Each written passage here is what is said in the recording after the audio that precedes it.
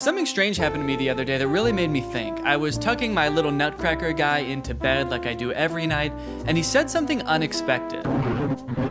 This came as a big surprise to me because one, I didn't know that he could make those sounds, and two, it made me realize I actually don't know the story of the Nutcracker. Despite it being a Christmas classic and Christmas being one of my favorite holidays, definitely in my top 15, and having a little Nutcracker guy in the background of almost all of my videos, I realized I've never been to see the ballet of the Nutcracker. I've never seen any of the countless movie adaptations. The only information I have to go off of is a foggy memory of an elementary school production of the Nutcracker that I was in the 3rd grade. I have vague memories of my costume being a trench coat and a top hat, me gifting a Nutcracker to a little girl, and a rat king. And that's it. In my head, that is the entire plot of the Nutcracker. So that night, I decided just for him, I would learn the story of the Nutcracker, and that is how I found this movie, The Nutcracker, which has a 0% on Rotten Tomatoes. With reviews like, one of the most misguided children's movies ever made by Liam Lacey, or do not see this movie, do not take your children to see this movie by Brian Johnson. Wait, Brian Johnson? The consensus amongst these reviews is that this movie basically desecrates the original story of the Nutcracker. It's way too dark for children and also features an absolutely hideous Nutcracker. I absolutely could not wait to watch this movie, but before I did, I figured I should probably have an idea of what the actual Nutcracker is about. So I actually decided to sit down first and watch this taping of the Nutcracker Ballet featuring a young Macaulay Culkin. Okay, I'm very excited to be watching the Nutcracker for the first time. I've never seen this play before. Is it a play? Musical? Now, like I said, I was actually in a performance of the Nutcracker when I was in the 3rd grade. I don't remember it at all. But I do know that it was a musical adaptation of the Nutcracker. There were speaking parts, the songs actually had words to them, so in my head, I sort of forgot that the actual Nutcracker is a ballet, and I spent the first like 10 to 20 minutes of this thing expecting them to start singing. This is one heck of a opening number. And they're not even singing or anything, it's just music. I bet they're gonna start singing right now. The story opens with an 1800s family Christmas party just beginning. Boys, girls, and adults alike are anxiously awaiting their time to open presents. But first, it was time for the games to begin.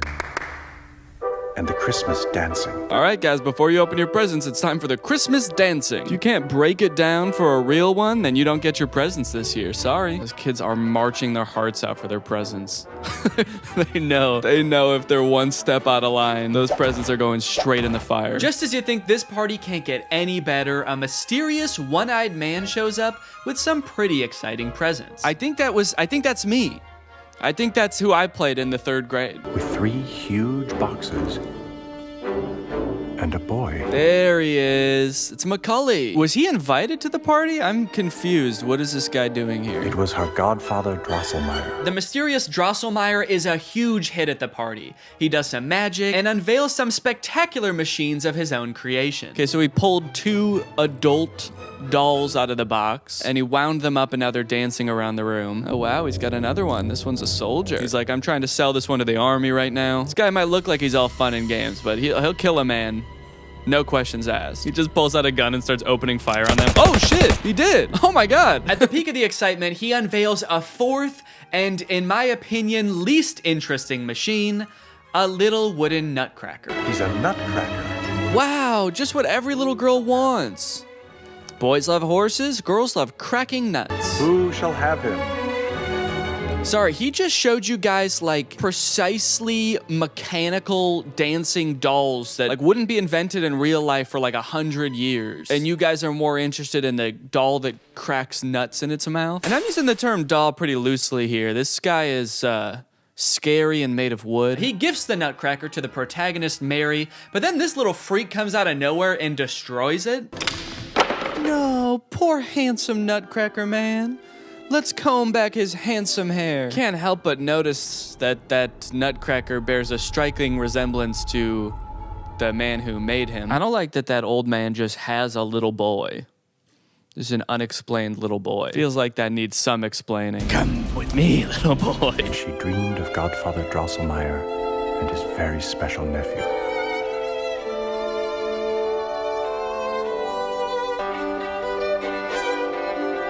Feels like the dream's taking a weird turn now.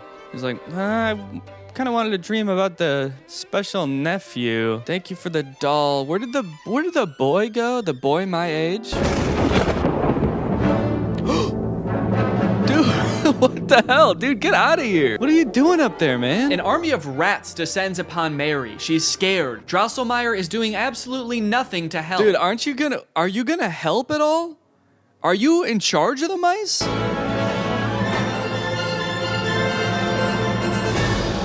Whoa, okay. Is that Macaulay Culkin? Nutcracker, we need you. You have to help fight these mice. It's like, I only crack nuts.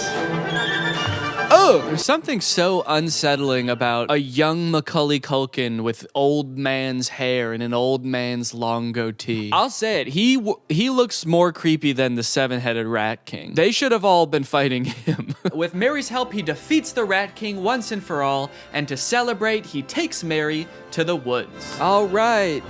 We did it. We killed. Whoa! Holy shit. Oh my god. That was crazy. How did they do that? All right, milady. Now that we've killed the Rat King, we can spend forever in this abandoned forest. In the snowy forest, the snowflakes danced. He's like, I've taken you to a forest where the snowflakes dance. And she's like, I miss my family. I miss civilization. Is there any shelter here? News of the Prince and Marie was brought to the land of the Sugar Plum Fairy by the Christmas tree angels. Okay. Some new lore.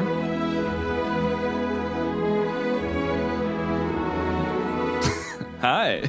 One by one, the Sugar Plum Fairy brought in all the delights of her land. Hot chocolate from Spain. Because of what they did, which is kill the Rat King, the Sugar Plum Fairy is going to award them with all the delectable sweets from all across the land. Why does the Sugar Plum Fairy, queen of like Sugarland, have such a vested interest in the rat problem at that girl's house? And it's at this point in the story where the writer sort of decided, that's probably enough story. We've been going pretty hot and heavy with the story so far. So I think we're gonna need another solid hour of just dancing to balance it out. So I just watched, and I watched, and I sipped my air up, and I watched. And that's when I began to have a daydream of my own about today's sponsor, Air Up, and the amazing holiday sale they have going on right now. Air Up is a great gift to give any family or friends this holiday season, especially family and friends that care about their hydration, like me. With the scent pod deactivated like this, it acts as just a normal water bottle. But as I slide this peach scent pod up to activate it, suddenly air is able to pass through the scent pod and into my mouth, creating a unique tasting experience. In my last video, I gifted an Air Up to my videographer, Jake, and now he sends me pictures of him and his Air Up every single day. Unlike the Nutcracker, though, it has not yet turned into a real child. Right now, for a limited time, you can save 30% off with Air Up's holiday bundles. So get your holiday shopping done early and click the link in the description to gift your loved ones the world's first scent-based hydration system. Thanks to Air Up for sponsoring this video. At the end of it all, the Nutcracker and Mary fly away. And that is the story of the Nutcracker. Okay, so the dancing was very cool, the sets were very cool, costumes cool, that one costume change, sick. In terms of story though, there's really not much there. Most of it is dancing, so I am curious as to how they're gonna fill a 2-hour movie that, to my understanding, has no dancing with this story. Well, see, that's where I was wrong, because this movie actually does have dancing. And to answer the rest of that question, they just sort of disregard the original plot. They did not care at all. After some more research, it actually turns out this movie has a few different titles. Some sites call it The Nutcracker, others The Nutcracker in 3D. My DVD calls it The Nutcracker, The Untold Story. You know a movie's gonna be good when they have to change the title a bunch of times, like an airline changing their name after a big crash that ruins their public perception. Dude, no one wants to watch The Nutcracker.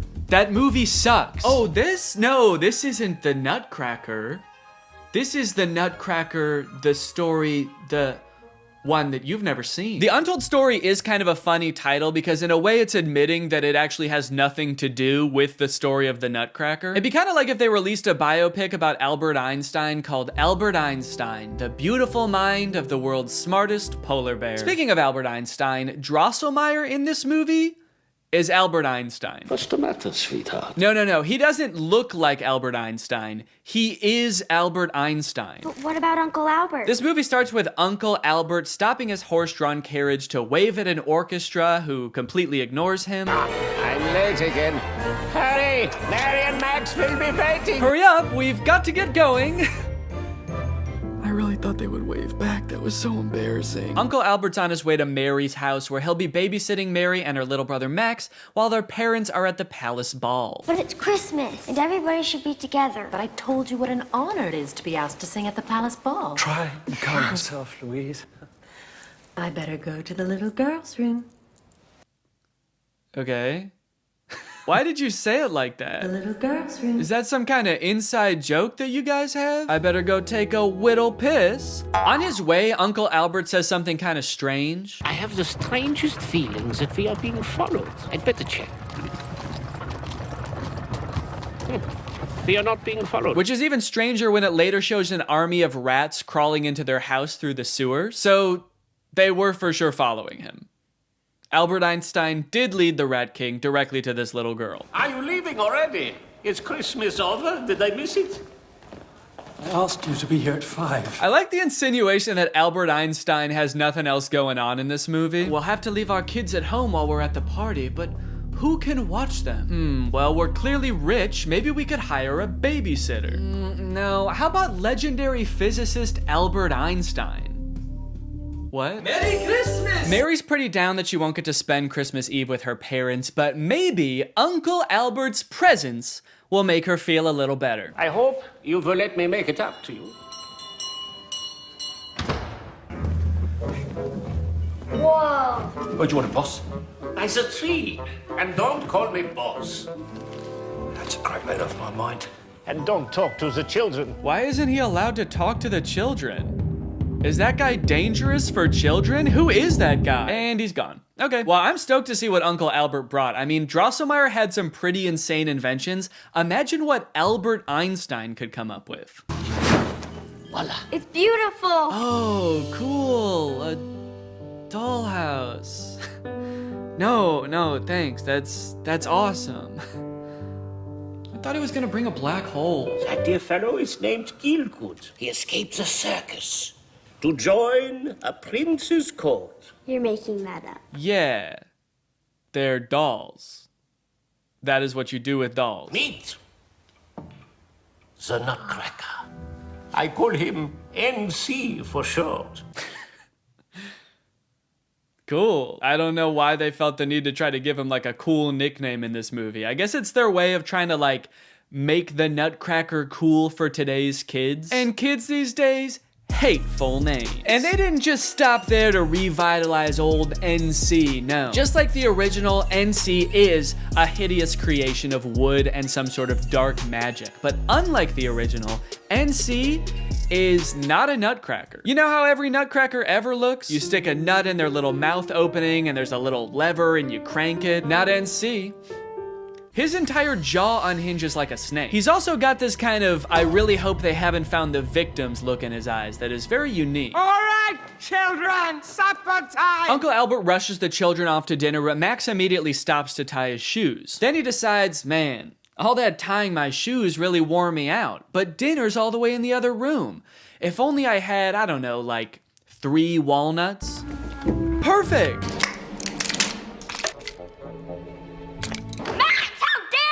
Luckily, Uncle Albert knows how to fix him right up.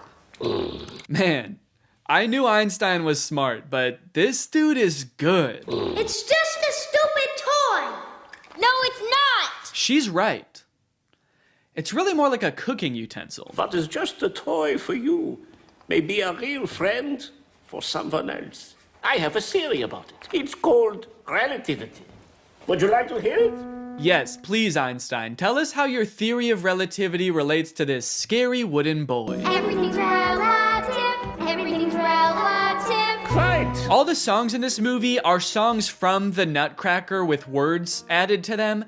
This one is about how everything is relative. Max might think the Nutcracker's just a creepy little toy, but to Mary, he's a creepy little friend. You might think you're short, but if you met someone shorter than you, they would think you're tall. Everything is relative. This movie might have a 0% on Rotten Tomatoes, but surely there are movies with lower scores, right? Quite. This song is full of a bunch of really awesome lyrics. This is that, these are those. And beautiful dancing. What to scream, what's ideal, what to feel, no one really knows.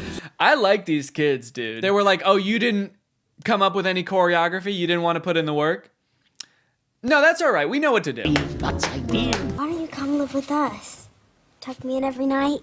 I'm always with you, dear. Can you tell us the Nutcracker story? Damn, what happened to I'm always with you? Guess that was sort of relative too. Mary gets up in the middle of the night to cuddle her new toy, which as of right now is the only thing that has not left her in her life. Sorry about my brother. Boys is like that. And to her amazement, it begins to speak, and its voice is so soft and beautiful. Careful, I don't want to get broken again. Her face really says it all, doesn't it? The Nutcracker is moaning Myrtle. If you really want to see something amazing, put me up somewhere high in the room. Like the top shelf of the bookcase. Timber! I can't believe it. You did it. Ah! He's huge! No, Mary, you screwed up. Oh God, he's hideous. You did it. This is a nightmare. What do you mean? I mean, I've been waiting for someone who believed like you. You're really special. Sorry, what did she do exactly? She didn't believe. She picked you up and you started yapping and barking orders at her. Careful, put me up somewhere high in the room. Mary! Reminds me of that one time. You believed in me! At this point, I was actually kind of glad that the original ballet didn't have any words, because it turns out I don't like the way the Nutcracker sounds. You could imagine that I'm really alive. And not just that, he's also super mean in this movie. The second he comes to life, he starts sprinting around the room and ranting about how he needs to take military action and come up with a plan. I have to act. And now I need a plan. Mary tries to help him and he's like, ugh! What's the plan? Oh, it needn't concern you. Girls are no good at military strategy. He starts arguing with her like they're an old married couple. Where are you going? I just told you. To the doll's house. How ungrateful men can be. Quick! Are you all right? When I was younger, a boy moved to my town. And he was so handsome. He's like, oops, we need to kill her. Kill the witness. Phew. She would have dropped dead if she saw me, and we don't want that. And that's Yeah, we totally don't want to kill her. So he brings Mary downstairs where the dollhouse and all the ornaments on the Christmas tree have come to life. And they're also gigantic, and NC is also super mean to them. What is going on? Come down here, you lot! Your behavior is unbelievable! The dolls bring up some story arc about how Uncle Albert had kept the dollhouse in his attic for like 30 years and never touched it, and now all of a sudden something critical has happened and he's keeping a really close eye on it. His Uncle Albert kept this house in his dusty attic for 30 years. All of a sudden, it's his most valuable possession. But the thing that is most distracting to me in this scene is, why do the dolls call him Uncle Albert? Mary is Uncle Albert's niece. Does Uncle Albert have like a brother who gave birth to dolls? I never knew that about Albert Einstein. That's crazy. Then they go up into the tree to find the snow fairy. Your Highness, it would be my pleasure to give you a lift. Why do they call you Your Highness? No real reason. Just something they do. They just do that. I have no idea. They're crazy. You're crazy. Your Highness, Merry Christmas to you! Merry Christmas! Mary, you're very pretty. Why, thank you. What? Dude, that came out of nowhere. What was that? Wow, look at them all jump. Excuse me. You're hot. Since most of this movie takes place in this kind of like dream state that Mary's in, some of the characters resemble people in her real life. For example, the snow fairy who looks just like Mary's mom. You know, you look exactly like my mother. But I'm not. Wow, good writing. You look just like my mother, and you look just like an idiot. I'm not your mom. I better go to the little girl's room. There is something I want to tell you about NC. That terrible creature, the Rat Queen, cast him under a bad spell. She's so awful I can barely bring myself to say her name. Rat Queen. I'll never forget the name of the man who killed my father. But with you here, Mary, we might just have a chance to defeat her. How do you face the world? Oh, great. Cucumber More music. Dude, even NC's getting bored of this. Look at him. NC?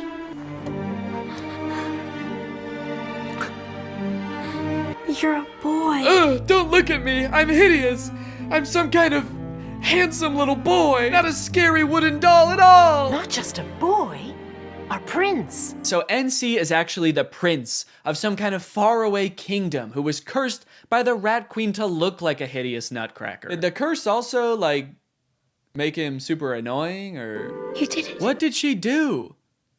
She just stood there again. I am happy for the kid, don't get me wrong. Stuck as a device that just gets whole nuts shoved into its mouth on the regular does not sound fun. Even while he was wooden, he was 100% not enjoying that. I don't think that was a suspicious look in his eyes anymore. I think that was a cry for help. I have a plan. I'm going straight back to my kingdom. No, maybe I should wait. Great plan. Is the prince all right? I'd recognize him anywhere. So, he's alive. We gotta go tell the king. Well, I guess the little rats are just gonna go scurry off on their little rat feet to go tell the king and queen.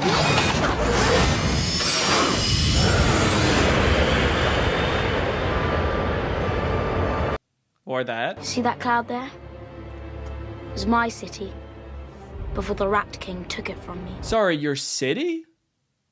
Were you prince of a city? That's a little less impressive now, but okay, no, go on, go ahead. We cut to a flashback where the rat army pops out of the ground in this gigantic rat tower. It unloads thousands of what can only be described as rat Nazis. I thought the rats might be kind of quirky. The first two we saw were kind of goofy. He's alive. Everything else in this movie has been a little bit silly, but no, these are full-on Nazi soldiers. They don't have like special rat weapons.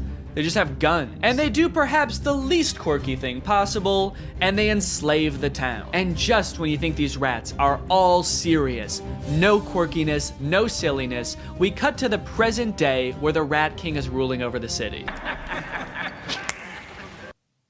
Welcome to a Stygian era. And just when you think the rats are silly, they introduce you to the concentration camp they created for the humans. Take them to the smoke factory. Welcome to paradise. Sorry, Snow Fairy, how exactly is this little girl gonna help defeat the Rat Kingdom? But with you here, Mary, we might just have a chance to defeat her. Things seem pretty far gone at this point. I don't think you were just missing one 6-year-old girl. And furthermore, what is all of this Nazi and Holocaust imagery doing in a Nutcracker adaptation for children? This is a movie that's supposed to be set in the 1800s, about a little doll that comes to life. But no, please, throw Rat Hitler, a real Jewish man, and terrorism into the mix. We caught them trying to blow up the palace. Also, is this movie set in Germany?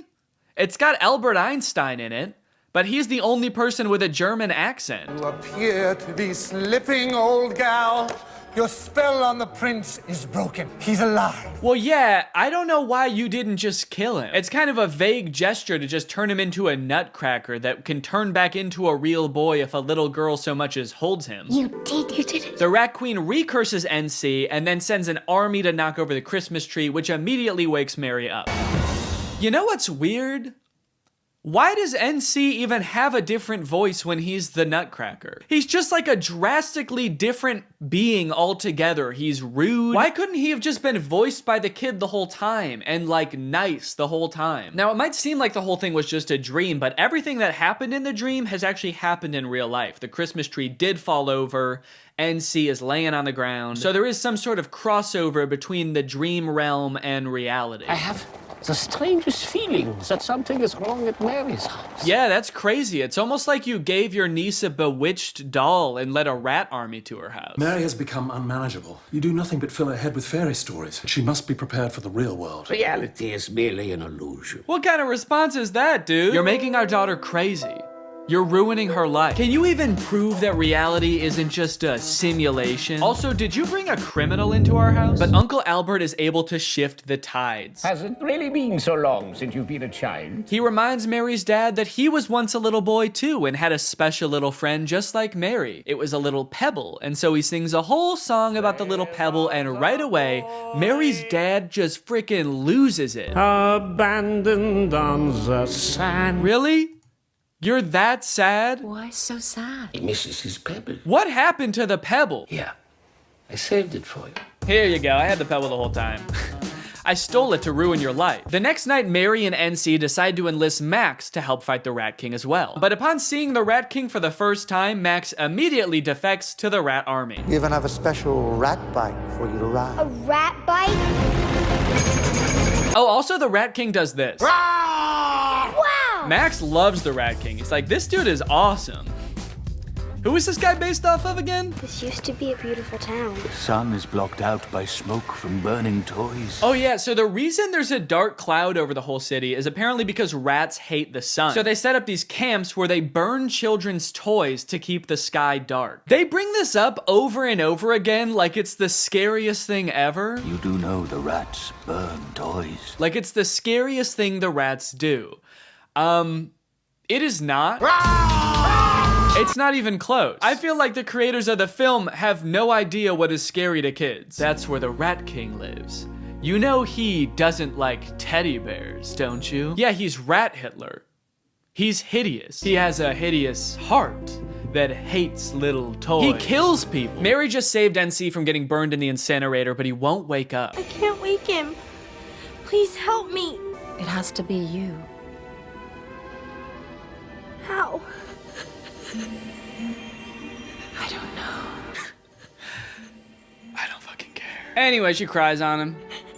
You did it. That does the trick, I guess. Then this very long and explosive battle scene takes place between the rats and the humans, and I'm struck by how high budget this movie is. They really thought they were hitting a home run with this one, dude. This is crazy. This movie cost $90 million and made an 8-figure profit. That's right. This movie made negative $73 million. What do you want us to do? Sewers. Can we get through the sewers? Through there. Oh, then I'll go. You're not you, going Miss anywhere. Mary. That's the NC I know, dude. So charming. Sit down! Hide in this elevator! I've got a plan. I'm not afraid of you. Okay. You should be a little afraid of him. After all, he burns children's toys. Are you going to tell me where the prince is? Shall I bite your fingers off? Imagine renting this movie because you and your kids really love the original ballet and you thought this was similar. And now you're just praying to God that they get to the land of sweets soon. But they never do. This movie ends with the Rat King and Queen being defeated, Mary waking up, and Uncle Albert introducing her to his new neighbor. Mary, I would like you to meet my new neighbor, Nicholas Charles. They call me NC for short. This ending seems to be a resolution of sorts to all of the characters. It seems like all of their questions are answered. And don't get me wrong, I am so happy for them, but could one of them explain it to me? And so the day was saved. And Uncle Albert actually went on to win a Nobel Prize in physics. Okay. Oh, okay, well, you're welcome. Oh no. Finally!